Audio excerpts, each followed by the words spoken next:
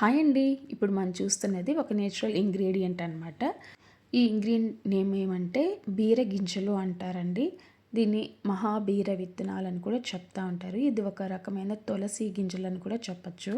ఈ గింజలు మనము తీసుకోవడం వల్ల మోకాలు నొప్పులు, డైజెషన్ ప్రాబ్లమ్స్ ఉన్నా, ఇమ్యూనిటీ పవర్ తక్కువ ఉన్నా ఇవి తీసుకోవడం వల్ల మనకంతా మంచిగా బెనిఫిట్ అవుతుంది.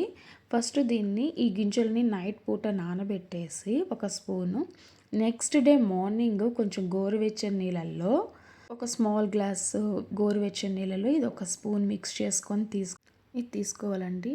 ఇలాగ అట్లీస్ట్ ఒక 10 to 15 డేస్ కానీ యూస్ చేసామంటే వెయిట్ లాస్కి కూడా యూజ్ అవుతుంది. ఫస్ట్ మెయిన్ థింగ్ ఇప్పుడుండే లైఫ్ స్టైల్కి అయితే అందరూ చాలామంది మోకాళ్ళ నొప్పికి బాధపడుతున్నారు కదా. వీళ్ళంతవరకు ఇది ట్రై చేయండి. సబ్స్క్రైబ్, లైక్, షేర్ అండి.